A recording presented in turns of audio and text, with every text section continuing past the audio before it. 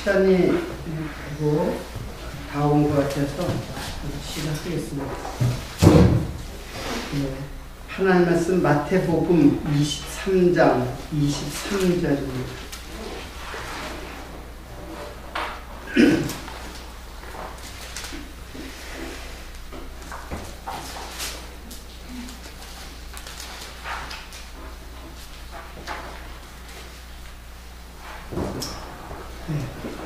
공독하겠습니다.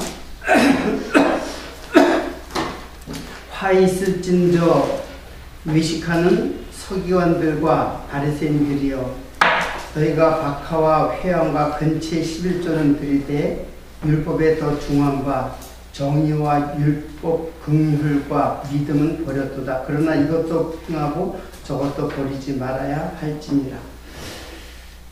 저기 그 대기에서 혹시 끝나지 않고 시작되었는지 한번. 됐어요. 예, 됐어요. 예. 지난주까지 그 율법에 대해서 한 4주간을 공부를 했습니다. 그래서 율법에 가장 오해가 많았던 그 율법을 폐하는 것이냐 아니면 굳게 세우는 것이냐, 이 문제를 우리들이 살펴보았습니다. 율법 그 4개의 그 강의를 여러분들이 굉장히 숙독을 할 필요가 있습니다. 거듭 이야기하지만 율법을 이해한다는 것은 굉장히 중요한 일이고 우리의 신앙을 결정짓는 것이기 때문에 또 이제 그래야 되는 것이고, 그러면 율법이 4번을 했는데도 아직까지 좀 정리가 좀 덜 됐다고 느껴질 수도 있을 거예요. 그럼 율법을 그럼 결론적으로 지켜야 되는 것이냐, 아니면 지키지 않아도 되는 것이냐. 지난주에 이제 율법을 폐하느냐 하는데, 그 폐한다는 말은 율법의 기능을 상실한다라는 뜻이잖아요. 폐한다는 말이. 그러면 율법의 기능을 상실해야 되는 것이냐, 아니면 굳게 세우는 것이냐.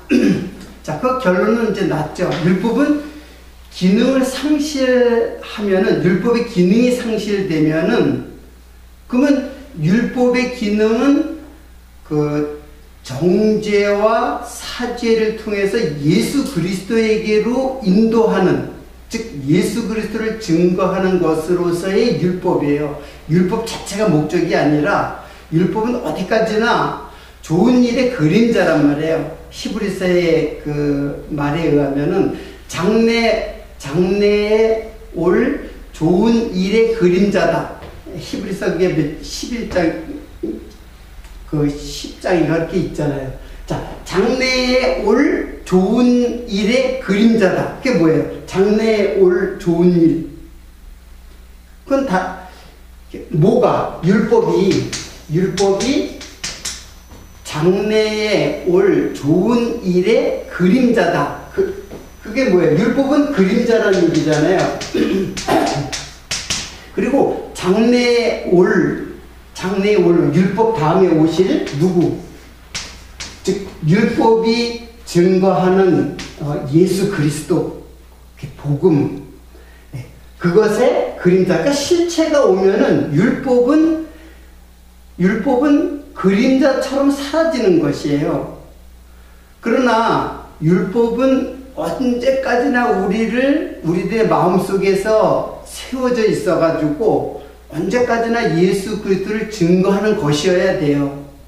그러나 율법을 폐한다라는 말, 굳게 세운다는 말은 율법을 행위로 지켜야 되느냐 안 지켜야 되느냐의 문제가 아니라 율법의 기능을 상실하면 안 된다라는 뜻이에요.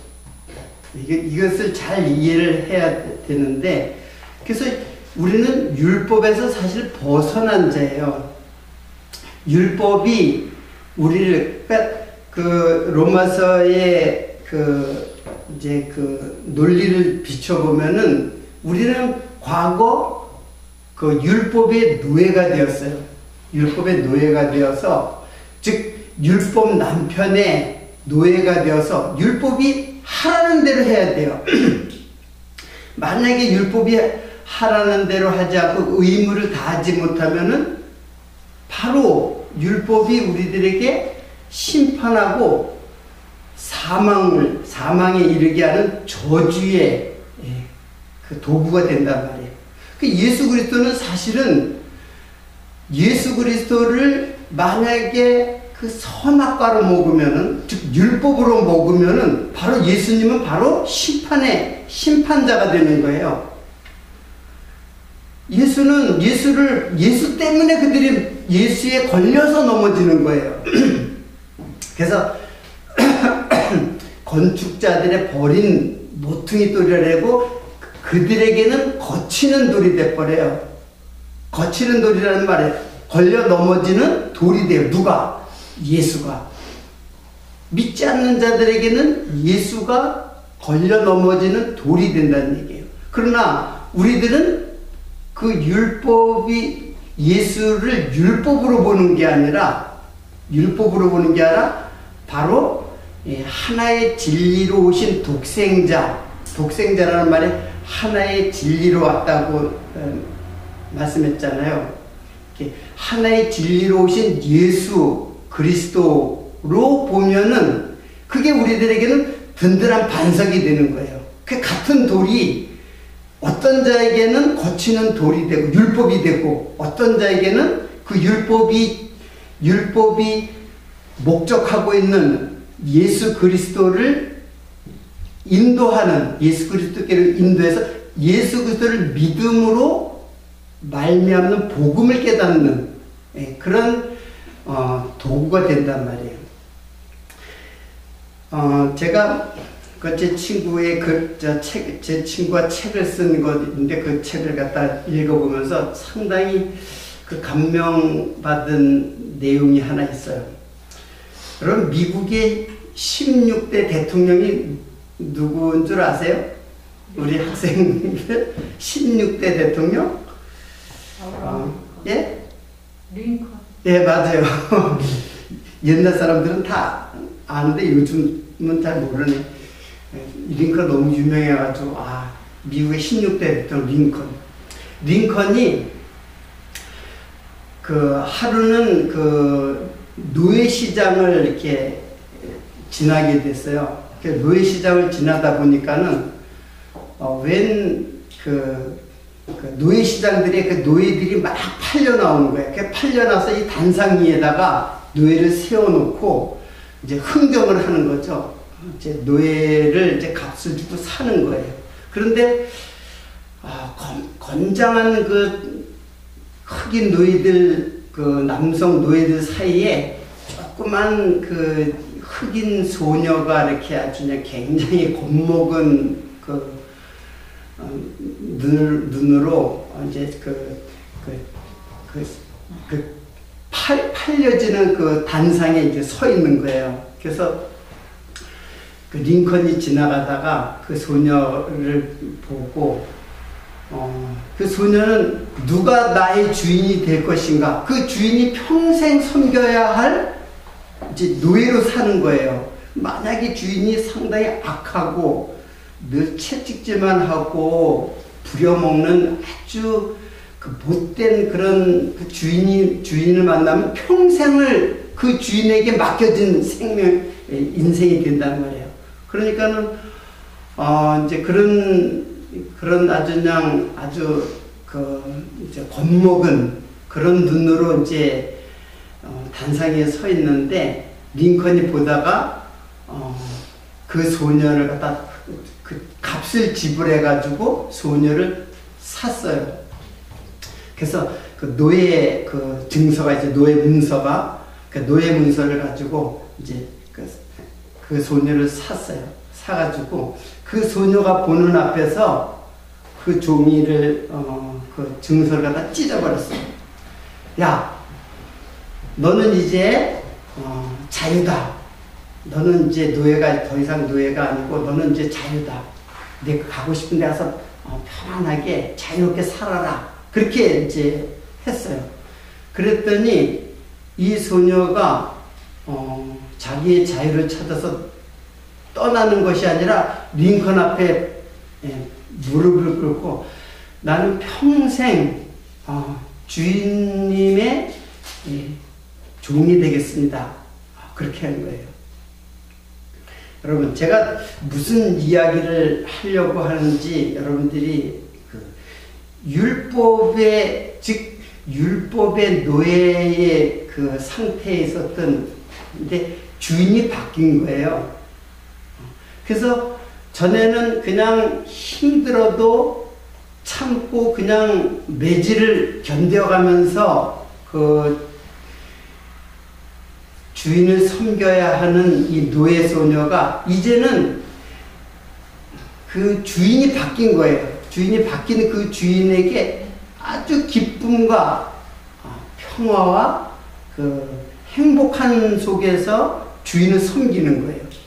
자, 지금 제가 무슨 얘기를 지금 우리가 과거에 율법의 종이었잖아요. 지금 율법의 종은 죄의 종이에요.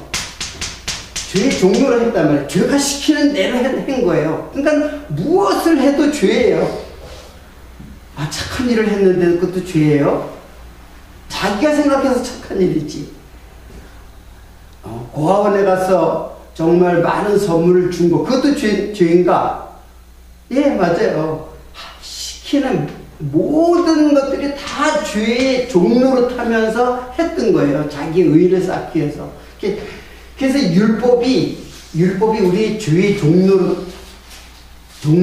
삼았던 우리가 이제는 율법이 증거하는 누구? 예수 그리스도의 종이 됐어요. 그래서 이거는 그리스도의 역시 종이에요. 그러나 여기에서의 종과 여기에서의 종은 달라요. 완전히 새로운 피조물로서의 종이에요. 과거에 로마서에보다 율법이 남편이 있을 때는 남편의 법 아래 있었지만은 이제는 누구의 종이 되고 예수 그리스도의 종이 되고 예수 그리스도의 신부가 된 거예요. 그러니까 완전히 신분이 달라진. 그래서 죄의 종에서 무슨 종으로? 의의 종으로. 의의 종으로 바뀌어진 거예요. 종은 여전히 종이에요. 근데 이것을 우리는 내 마음대로 하는 그것을 자유라고 생각했는데 사실은 그거는 내 마음대로 육신의 욕망에 따르는 모든 자유, 자기가 생각하는 그 자유는 사실은 사단에 붙잡힌 자유예요. 그러니까 그걸 자유가, 실제로는 자유가 아니라 그게 바로 종이라는 뜻이에요. 그런데 성경에서 말하는 자유, 진리를 알지 진리가 너희를 자유케 하리라 했었던 그 자유는 어떤 거냐면 바로 그리스도의 종이에요. 그리스도의 종이 바로 자유예요. 내 마음대로 하는 것이 자유가 아니라 그리스도에게 붙잡혀 있는 것, 그것을 갖다가 여기서 끄집어내서 죄의 종로로 돼서 건져내어서 의의 종이 되었다라는 거예요. 그러니까 여러분들 율법을 행위냐 믿음이냐 이런 것을 가지고 하는 것은 지극히 초보적인 그러면 내가 죄를 여기에 왔으니까 죄를 마음대로 져도 되느냐 이런 말이 성립될 수가 없는 거예요. 그건 아예 은혜를 모르는 거예요. 지금 어떤 상태인지를 모르는 거예요.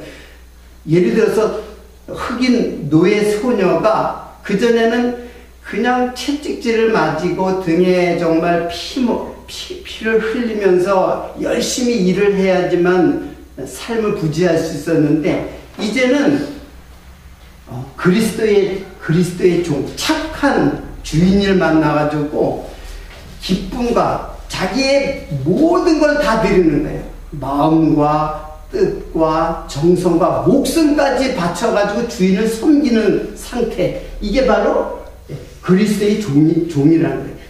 그게 참으로, 그게 참된 자유라는 거예요. 그러니까 자유라는 거는 내 마음대로 하고 싶은 거 마음대로 하는 게 자유. 그건 죄에 붙잡혀 있는, 즉 사단에 붙잡혀 있는 상태이고 그건 종의 상태예요. 그러나 그리스도에게 그리스도의 종이 된 자는 참된 자야. 내가 너희를 참으로 자유케 하리라 라고 하는 거예요.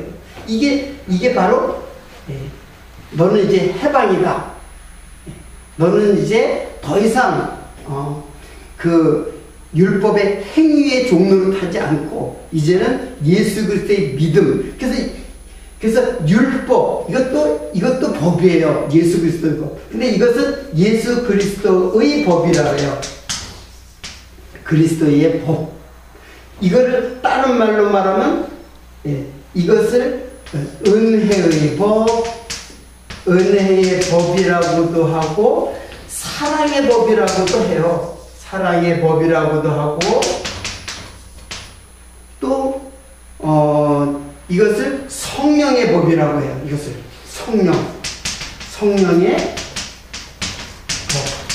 자, 이런 여러 가지 수식이 붙어요. 여기에 그리스도의 법은.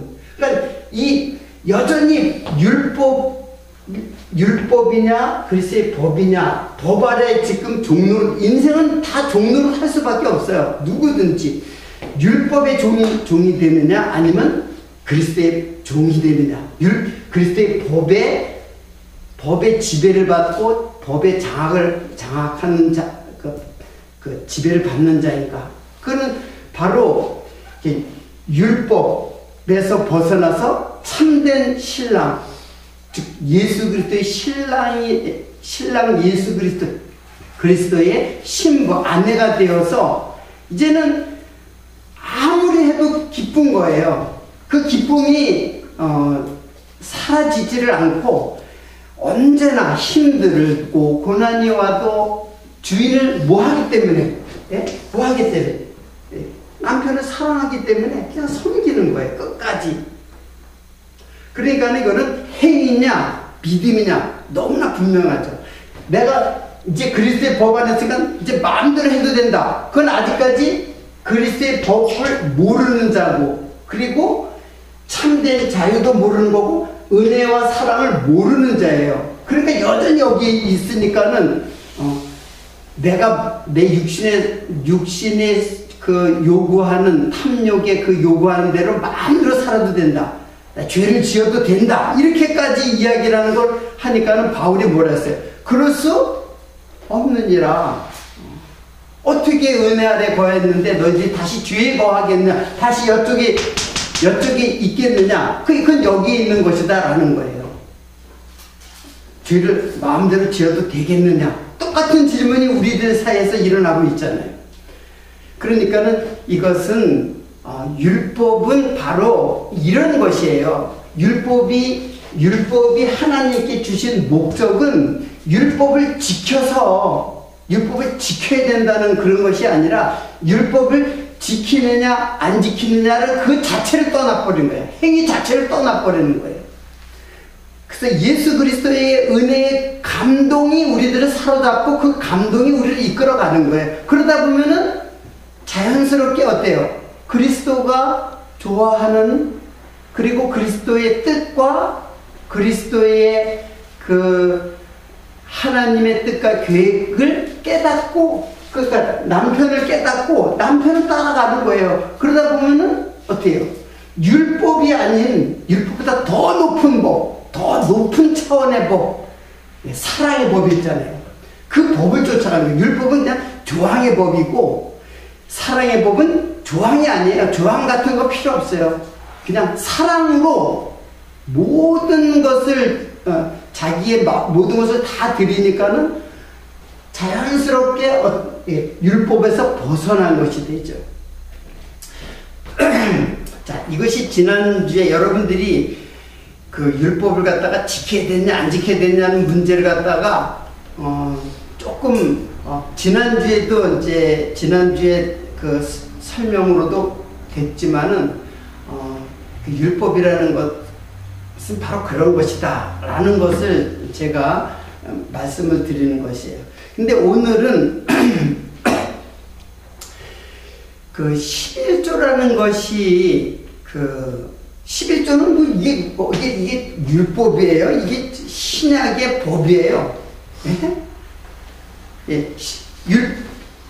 11조가 율법이에요. 신약의 법이에요.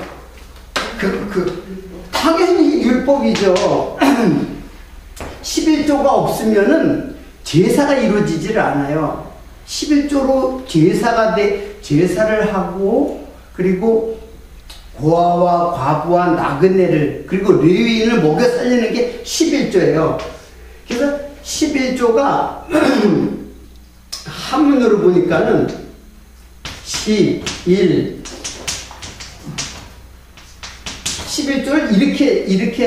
이렇게 쓰기도 하고,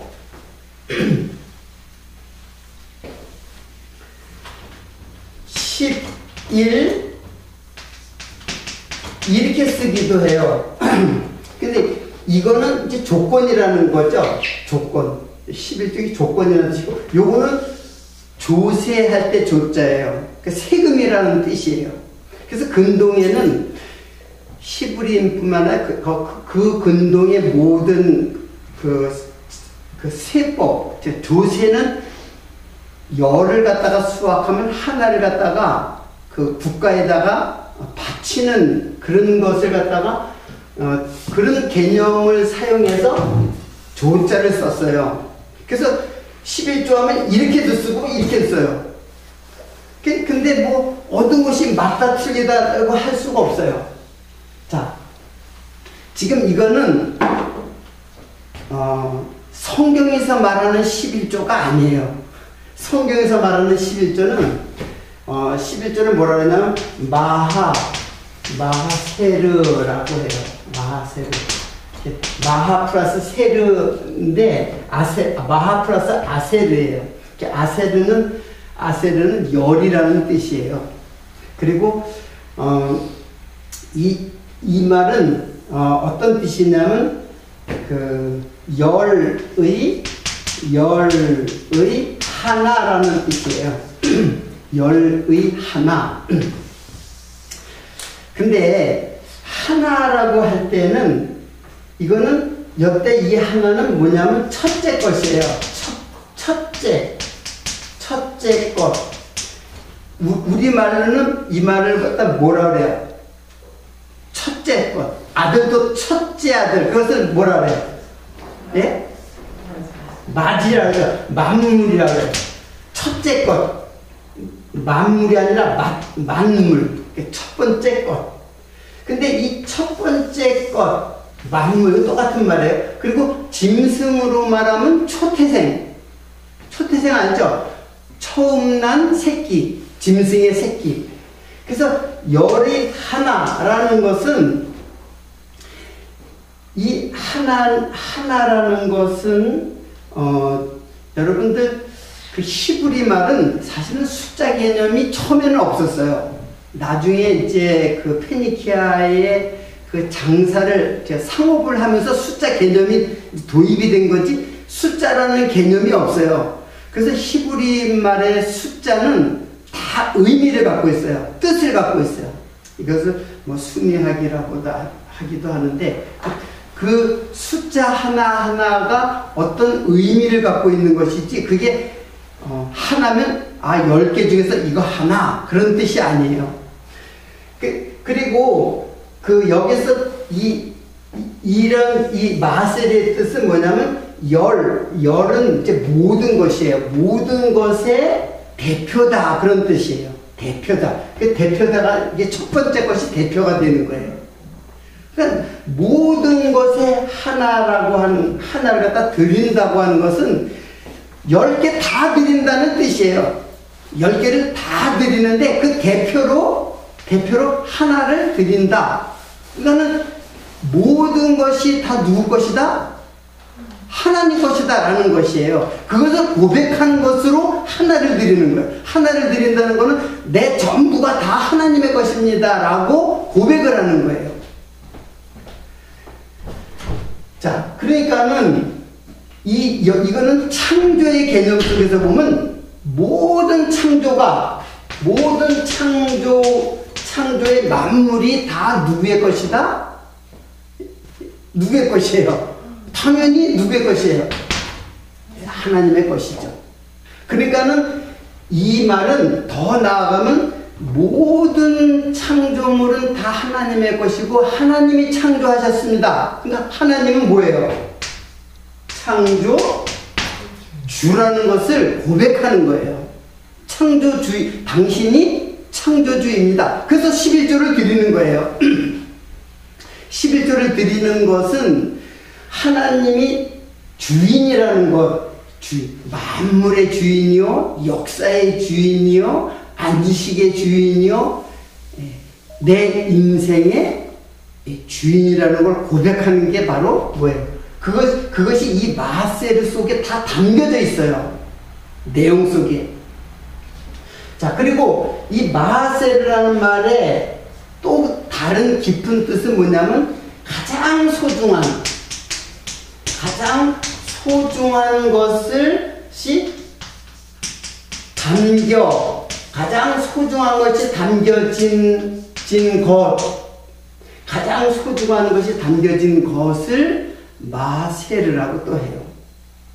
그러니까는 여러분들 이게 하나님께 드려진다라는 것은 가장 소중한 것이 하나님께 드려진다. 이렇게 이제 그 원어를 보면 이렇게 볼 수가 있죠. 자, 그런데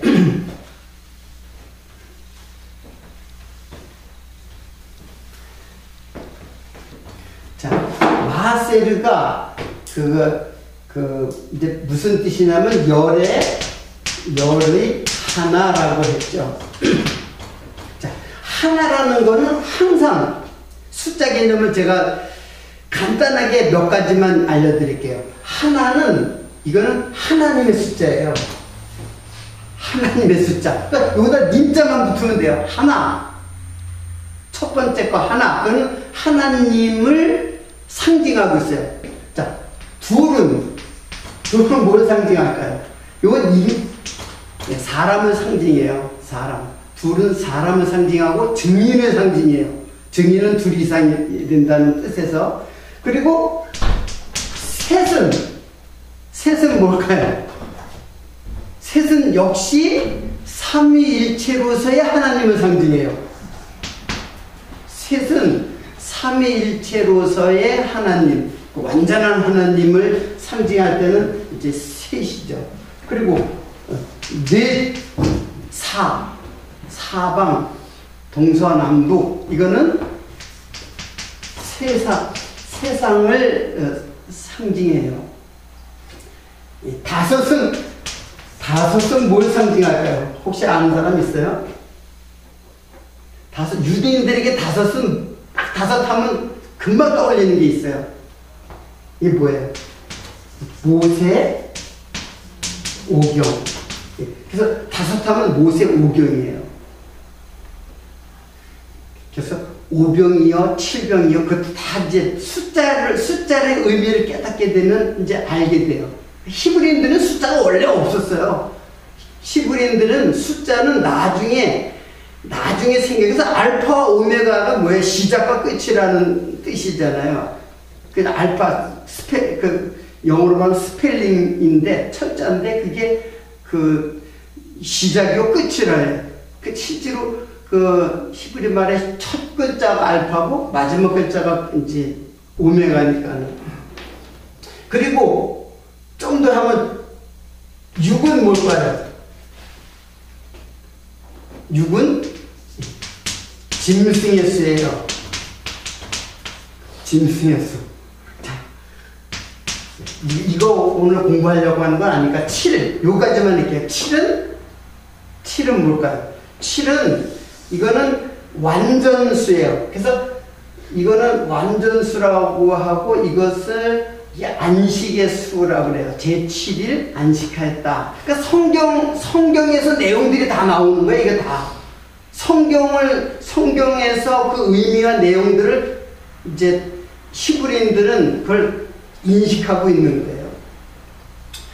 자, 그러니까는 여기서 이거 이제 요거는 그냥 그렇게 알아두세요. 앞으로 이 숫자를 알아두면 굉장히 이제 성경 해석하는데 굉장히 이제 유리해요. 자, 하나, 열의 하나다. 라고 한 것이 바로 이게 11조인데, 그러니까는 열의 모든 것에 하나, 대표로 하나를 갖다가 드려짐으로써 하나님은 모든 만물의 주인이시다, 창조주이시다 라는 것을 고백하는 것이에요. 근데 여러분들이 지난 지한신학의 율법을 배울 때 10계명을 무엇이라고 그랬어요? 10계명을 이제 히브리 말로 아세레 하드 바림 이렇게 얘기했어요. 요게 세르와 아세렛이 같은 말이에요. 세르 10개라는 뜻이고, 이것은 열이라는 뜻이고, 하는 드바림이라는 거는 말씀하신다라는 뜻이에요. 그래서 하자가 붙어 정관사가 붙으면은 말씀, 이 아세렛 하드바림, 이게 이제 10계명이잖아요. 10계명이라는 뜻은, 아세렛 하드바림이라는 뜻은 열로 말씀하신다, 하셨다, 이런 뜻이에요. 그러니까 10개로 드바림이라는 거는 말씀하신다라는 뜻이에요. 드바르라고 하는데, 그래서 이걸 이제 명사형, 정관사가 붙은 명사형으로 쓰여졌으니까는, 그래서 10개의 말씀이 이렇게 됐어요. 여러분들, 이것은 굉장히, 이것과 이것은 굉장히 연결성을 갖고 있어요. 자, 모든 율법을 뭘로 말씀했다고? 모든 율법 계명, 모든 율법을, 그래서 온 율법이라고 해요. 온 율법을 뭘로 말씀하셨다? 열로 말씀하셨다. 이게 뭐예요? 10계명이죠. 그리고 마세르라고 하는 것은 바로 열의 하나라는 것은 지금 10계명은 사실 모든 율법이에요. 모든 율법 10개로 말씀했으니까 모든 10계명, 열의 뭐예요? 역시 열의 하나라는 뜻이에요. 지난주에 제가 설명한 논리의 맥이 어디로 결론을 지었어요? 어디로 결론을 지었어요? 모든 율법을 다섯 둘로 나누고 그 둘을 어떻게 나눴다 했어요? 하나로다가 집중했다 그랬죠? 하나라고 하는 게 바로 뭐야? 그게 하나님이에요. 예, 하나는 내가 하나님이라고 했잖아요. 숫자적으로. 그래서 하나로 오신 11조는 열에 하나로 오신 하나님으로 오신 누구를 말하는 거냐면 예수 그리스도를 말하는 것이다. 그러니까 이게 바로 뭐냐면 독생자라는 뜻이에요. 독생자. 자, 오늘 11조, 갑자기 느닷없이 왜 11조를 말씀하냐면, 지난주에 설명한 것을 지금 제가 계속 이어가고 있어요. 율법의 가장 걸림돌이 되잖아요. 현재까지, 율법이. 율법 우리 이제 벗어났다고 했잖아요. 근데 아직까지 뭐가? 11조가 목의 가시처럼 하나가 율법의 가시처럼 하나가 걸려 있어요. 아직까지. 지금 11조를 많은 그 교회에서 11조를 해요, 안 해요? 해죠. 그렇게 가르치고 있단 말이에요. 그러니까는 지금 11조는 지금 쭉 이렇게 지금 율법으로 시작해가지고 지금 어디로 끝나냐면 독생자 예수, 이건 요한복음에 나온 거지만 사실 하나는 여기는 11조잖아요. 열의 하나. 즉 10개는 하나다라는 것이에요. 이웃으로 오신 예수 그리스도. 그래서 그것을 모노게네스라는 말은 하나의 진리라는 뜻이죠. 독생자. 하나님 품속에 계신 독생하신 예수 그리스도가 나타내셨느니라. 누구를 하나님을 나타낸 거예요. 독생하신 예수 그리스도께서, 독생자가 거기 나오게, 모노게네스. 제가 지난 그 강론을 보니까는 발음을 좀 틀리겠어요. 노모게네스라고 계속 얘기하더라고, 내가. 모노게네스예요. 모노게네스, 독생자. 이거 독생자라는 말은 한 아들이라는 뜻이 아니에요. 한 아들이라는 뜻이 아니라 하나의 진리로 오신 분이라는 뜻이에요. 하나의 진리로 오신 분. 근데 그분이 하나니까는 한 분이시기도 하고. 그러니까 독생자, 외아들 그렇게 얘기를 하는데 실제로는 뭐예요? 모노게네스라는 것은 하나의 진리예요. 그러니까 하나의 진리, 하나님으로 오신 분이 누구예요? 독생자. 그게 바로 예수 그리스도예요. 그러니까 11조는 결론이 나왔죠. 누구예요? 11조는 예수 그리스도예요. 그래서 구약의 말라기에 쭉 해서 말라기가 구약의 제일 마지막 성경이 뭐예요? 구약의 제일 마지막 성경이 말라기잖아요. 그 말라기에 뭐가 나와요? 11조가 나오잖아요. 그 구약 전체가 지금 11조라는 것이에요. 11조로 보면 그 11조가 신약으로 오니까 이게 바로 오늘 이 본문 말씀이에요. 마태복음 23장 23절.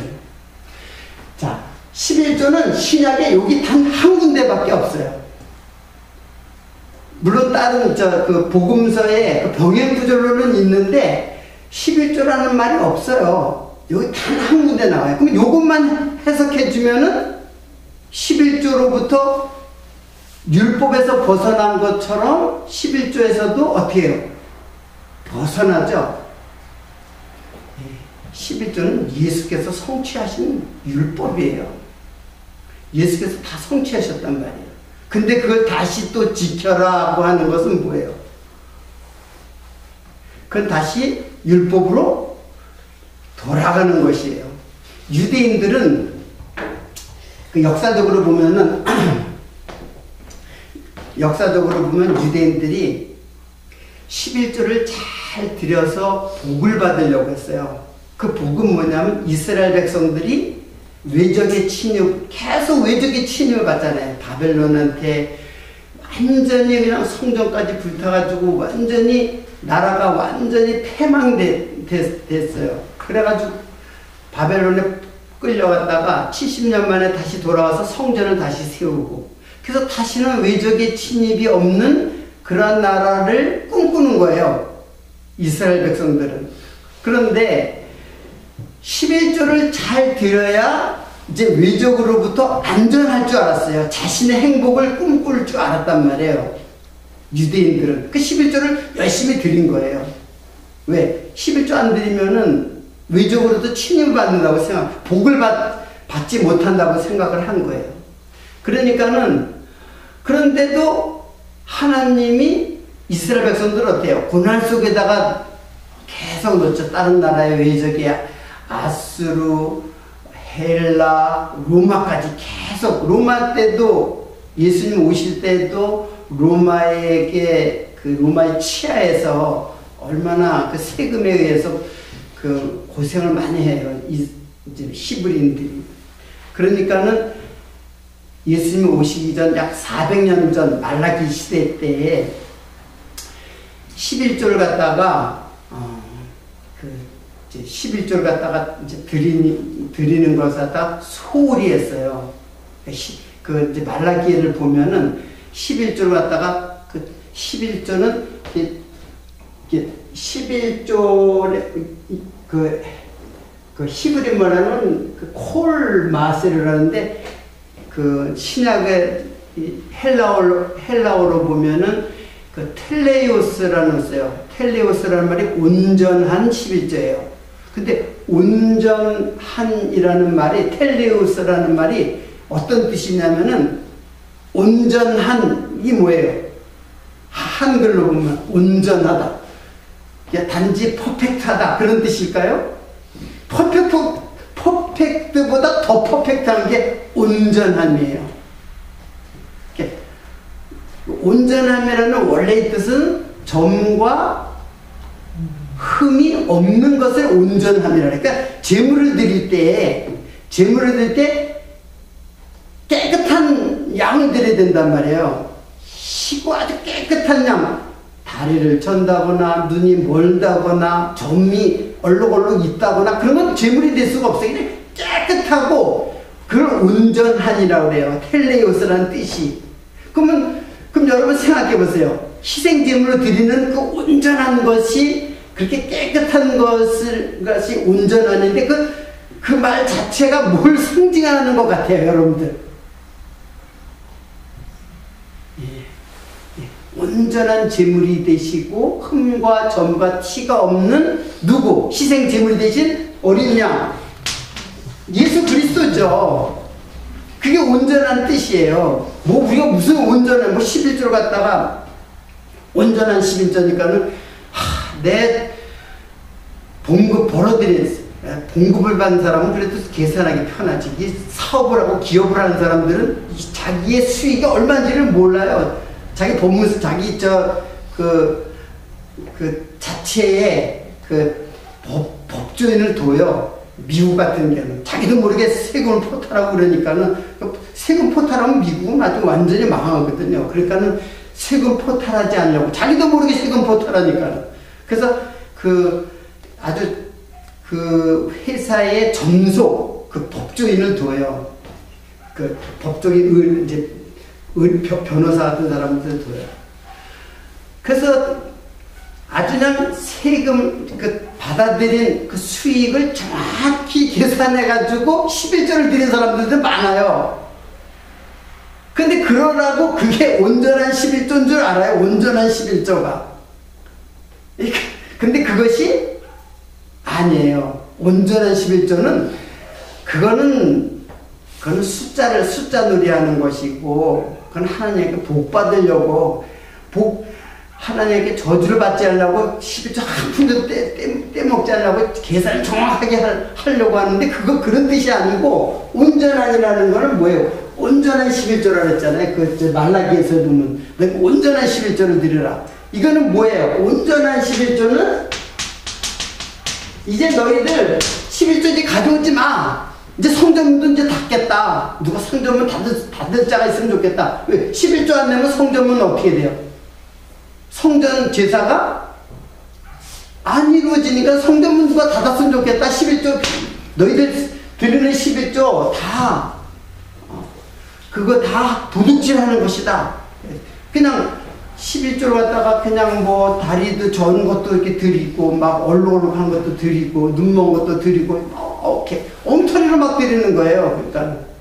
그러니까는, 야, 이제 그런 거 필요 없다. 너희들이 드리는 제사, 이제 끝마치자. 말라기가 그래요. 말라기가 구약이 마지막이란 말이에요. 이제 그 제사 이제 더 이상 가져오지 마. 이거 11조. 그러니까는 여러분들 그러면 이거 한번 또 시간이 많이 갔는데 요거 한번 보겠어요. 일단 말라기 마태복음 바로 전이에요. 해석을 바로 해야지. 말라기 3. 그리고 말라기는 4장밖에 안 되니까 쭉 읽어보세요, 여러분들. 어떤 11조를 드렸나, 이들이. 자, 3장 8절을 보세요. 다 읽지 못하고, 3장 8절. 사람이 어찌 하나님의 것을 도둑질 하겠느냐. 근데 이게 원어로 보면은 하나님의 것이 아니라 하나님을 도둑질하겠느냐 그거예요. 그러니까는 이런 히브리인들이 그런 말을 하는 거예요. 이스라엘 백성들이 사람이 어찌 하나님을 도둑질하겠느냐. 말이 돼요, 안 돼요? 안 되죠. 그러니까 이렇게 항변하는 거예요. 사람이 어찌 하나님을 도둑질하겠느냐. 그러나 너희는 나의 것을, 여기서 나의 것이 아니라 역시 나를 도둑질하고도 말하기를 우리가 어떻게 주의 것이 아니라 주를 도둑질하였나이까 하는도다. 이는 곧 11조가 헛물이라. 자, 11조가 지금 11조가 뭐라고 지금 말하는 것이, 이걸 도둑질하는 것이 하나님의 것이 아니라 11조는 하나님의 것이 아니에요. 하나님을 도둑질하는 거예요. 그 11조 옷이 누구예요, 이게? 하나님이잖아요, 하나님. 그 11조를 갖다가 온전하게 드리지 않는 거는 하나님을 도둑질하는 거야. 그거 필요 없다. 내가 그거 필요해가지고 너희들에게 제사가 제임을 가져오라 그러고 그러는 것이냐.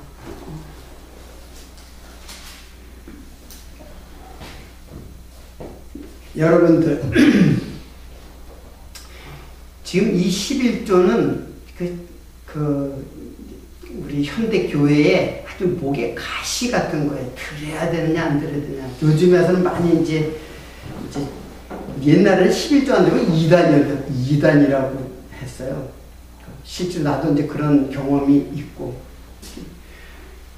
근데 그러면 지금도 그래요. 이거는 뭐 종파를 떠나가지고 다 11조는 내야 되는 것이다 라고 결론 지은 거예요. 근데 11조를 다음 시간에 조금 더 이제 설명을 하겠지만 11조는 사실은 사도시대까지 11조라는 말이 없었어요. 그런데 약 4세기 때에 이제 교부시대에서 신부시대로 넘어가고 로만 캐톨릭, 즉 교황주의가 이제 시작되죠. 이게 이제 기독교가 박해를 받다가 기독교를 나중에 이제 공인을 해버려요. 기독교를 자유를 줘요. 기독교에 자유를 주고 콘스탄틴 대제가 이제 기독교 313년에 이제 기독교가 공인되고 나중에는 396년에 그건 확실하지 않은데 390 몇 년인데 그때 기독교를 국교로 만들어버려요. 디오도시우스 황제 때에. 그러면서 기독교가 완전히 로마의 국교가 돼버려요. 그러면서 교부가 뭐를 얘기하냐면 11조를 내야 된다 이렇게 얘기를 했어요. 그때. 그전에는 그런 게 없었어요. 그리고 아주 그 뒤에 나와서 그 기독교의 이제 법령으로 제정을 했어요. 11조를. 어디에서? 로만 캐톨릭에서, 우리 개신교가 아니에요. 로만 캐톨릭에서 11조를, 그러니까 11조는 사도시대 때는 전혀 가르치지는 않아요. 11조를 연보로 냈다는 그런 기록도 없고 다 가르침도 없었어요. 그런데 로만 캐톨릭이 태동이 되면서 기독교가 자유화되면서 교회를 세우기 시작했잖아요. 지하에 그냥 박해받는 카타콤의 그 교회들이 이제 자유를 얻고 다 지상으로 올라왔어요. 지상에 올라오니까 뭐가 필요해요? 로만 캐톨릭 교황들이 이제 교회를 세우기 시작해요. 근데 교회들이 막 세워지면서 뭐가 필요해요? 예? 뭐가 필요해요? 돈이 필요하죠. 돈이 있어야 교회를 세우지. 그러면서 면제부도 나왔지. 아주 그 로만 캐톨릭이 아주 가장 교리에 벗어난 것들, 그게 바로 이제 면제부, 그리고 11조, 이거예요. 그래서 돈을 갖다가 막, 이제, 걷어들이는 거예요. 그러면서 그냥 성전들이, 그들이 말하는 성전들이 세워졌어요. 그러니까 11조는 예수님 이후부터 사도시대까지 전혀 단 한 군데 예수님께서 이거 하신 말씀이에요. 요 말씀. 예수님께서 그렇게 말씀하셨잖아요. 제가 다시 읽어드릴게요. 자, 본문 말씀. 화 있을진저 외식하는 서기관들과 바리새인들이여 너희가 박하와 회양과 근처에 11조를 드리되, 이게 이제 그들이 11조라는 거는 그 돈이 아니에요. 헌물에 드리는 그 물건이에요. 소득의 물건이에요. 소산들이에요. 박하 회양과 근처에 11조를 드리되 율법에 더 중한 바 의와 인과 신은 버렸도다. 여기서 박하와 회양과 근처에 11조를 드리되 율법에 더 중한 바 의와 인과 신은 버렸도다. 그러나 이것도 행하고 저것도 버리지 말아야 하지냐.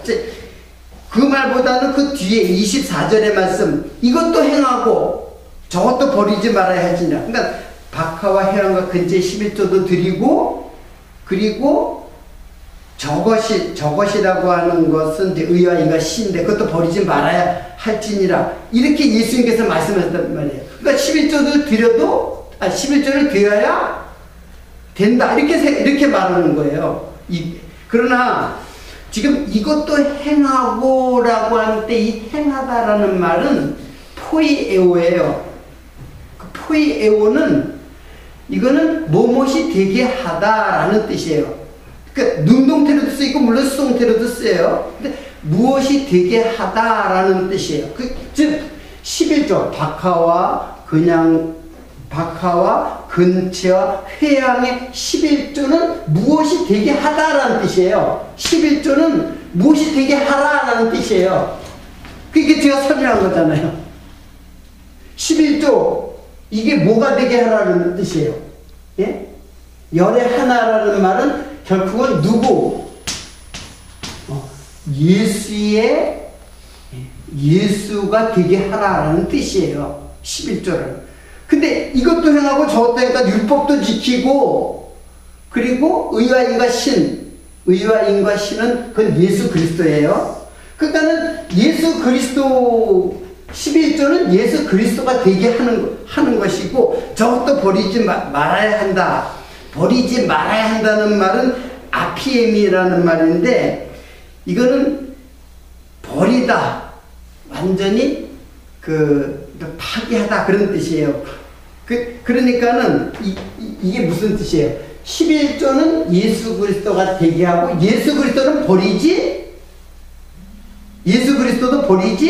말아야 할지니라. 제가 의와 인과 신은 오늘 설명을 못하니까는 그게 다 예수 그리스도거든요. 그러니까 11조는 예수 그리스도가 되게 하는 것이고, 그리고 예수 그리스도를 버리지 말아야 된다. 이런 뜻이에요. 여러분 이해가 되는지 모르겠어요. 잘 이해를 하세요. 여러분 11조 드리는 여기 교회는 11조 안 분명 안 드릴 거야. 아마 목사님도 11조는 예수 그리스도라고 이제. 근데 여러분들 예수 그리스도를 갖다가 겨우 내가 봉급에 11조 하나 드림으로써 결코 그거는 또 자기를 위한 것 아니에요. 자기가 복 받으려고 11조를 드리면은 그냥 하나님께서 복을 넘치도록 주시지 않나 보라. 말하기에 이렇게 나왔으니까는 그렇게 성경을 그렇게 그게 예수님께서 하시는 말씀이야. 소경된 바리새인들과 서기관들아, 너희들이 이것도 행하고 저것도 버리지 말아야 할지니라.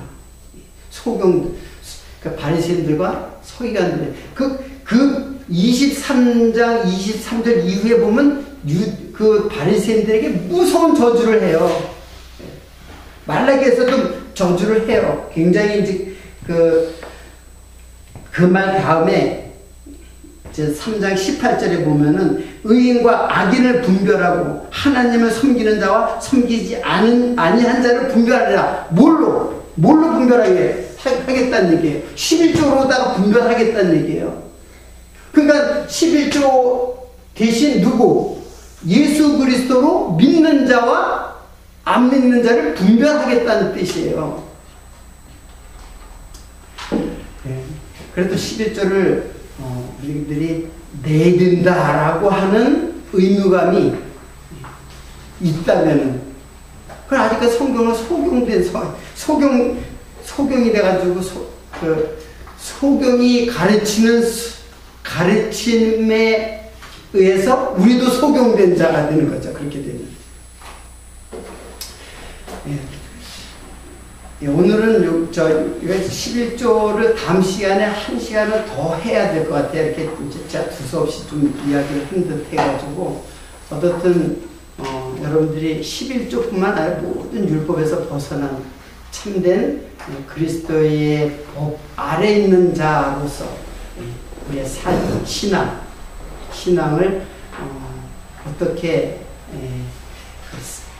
신앙 생활을 해야 될 것인가를 우리들이 이제 한번 깊이 생각하는 그런 시간이라고 생각합니다.